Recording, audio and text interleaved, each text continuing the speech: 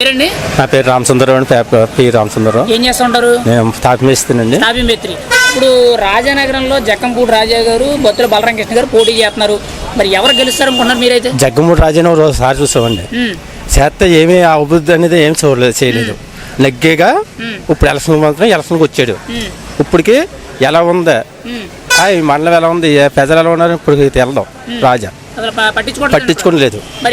ఏ వచ్చినా బొత్తుల బలరామకృష్ణ గారు 2 సంవత్సరాలు పెట్టి వాళ్ళ సైతమని అతను వాళ్ళ పిల్లలు అందరూ కూడా ఎండ అనకన్నా వాన అనకన్నా రాళ్ళు అనకన్నా పుట్ట అనకన్నా తిరుగుతూ ప్రజలకు ఎక్కడెక్కడ అవసరాలు ఉన్నాయో ఏమున్నాయో అన్నీ చేసుకుంటా అతనికి సీట్ ఇవ్వకముందే 3 అంబులెన్స్ ఇచ్చాడు. అంటే ఏ అధికారం లేకనా ఇచ్చారు ప్రజలకి. ఎక్కడున్నా కానీ అందుబాటులోకి అంబులెన్స్ వస్తున్నాయి. ఏది బాగోలేదన్నా అంతలా అంత తొక్కుతా 2 సంవత్సరాలు పెట్టి చేసి అన్న చేసుకొచ్చి ఇప్పుడు ఇంత దాకా ఎత్తుకొచ్చాడు అతను.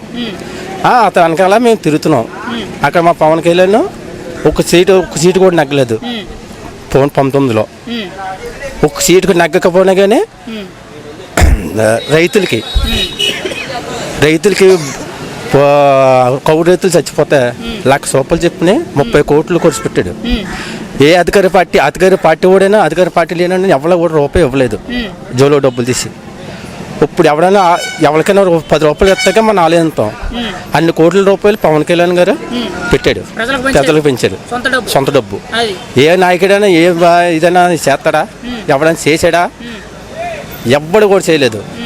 అలా నాయకుడిని నేను ఎంచుకున్నాను. అంటే ఇలాంటి నాయకుడు వస్తే మన దేశం బాగుంటుంది, రాష్ట్రం బాగుంటుంది, అభివృద్ధి అవుతుంది.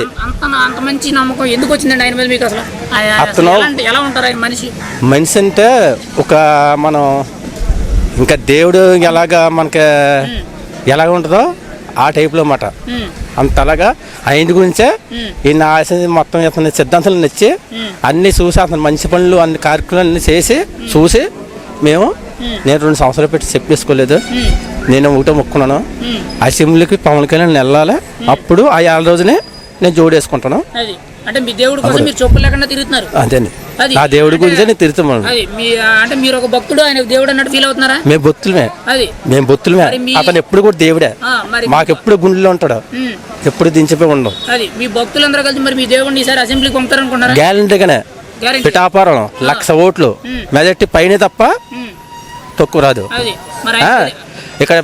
అక్కడ పవన్ కళ్యాణ్, పిఠాపురం పవన్ కళ్యాణ్, రాజనగరం మండలం బొత్తుల బలరామకృష్ణ గారు, ఈ ఇద్దరు కూడా ముందు సీట్లు అసెంబ్లీకి వెళ్తాయి.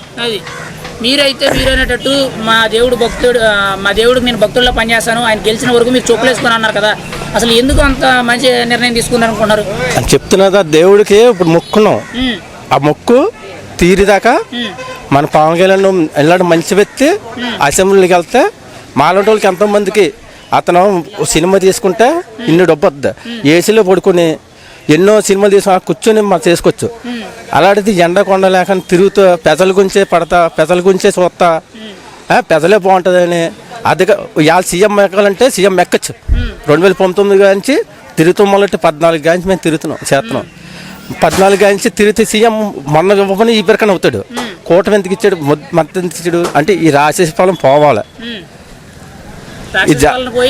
రాష్ట్ర అభివృద్ధి జరగాలి. అలా జరగాలని అతను ఎండని కొనడానికి చేస్తున్నాడు.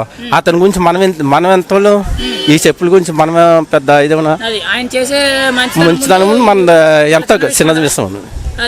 మీరైతే ఫైనల్ గా రాజానగరం ఎమ్మెల్యే ఎవరండి కాబోయే ఎమ్మెల్యే? బొత్తుల బలరామకృష్ణ గారు. ఎంత మెజారిటీ?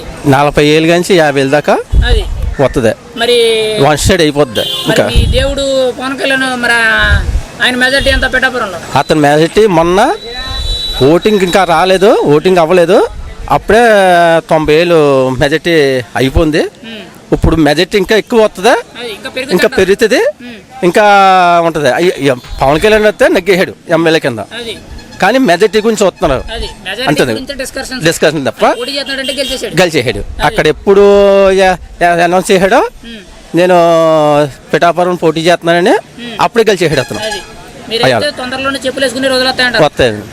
2000 జూన్ 4వ తారీఖునే నేను చెప్పులు వేస్తాను, నేను తిరుగుతాను. మీరు గెలిచేసారు, అంతా అయిపోయింది. మీరు పవన్ కళ్యాణ్ గారికి మరి కలిసారా ఎప్పుడైనా? లేదండి అదే భక్తుడిని మీరు ఎప్పుడు దగ్గర నుండి చూడడం చూడలే కానీ, అసలు ఏమి లేదండి వెళ్తాను అసలు ఏదో ఒక రోజు మీకు ఆ రోజు అది ఒక వస్తే నాకు ఇంకా తొట్టుగా ఆనందం వచ్చేద్ది అంటే మీ జన్మ ధన్యమైనట్టేనా అది ప్రత్యక్షంగా మీ దేవుడిని మీరు చూసినట్టే చూసినట్టే అది ఓకేనండి థ్యాంక్ యూ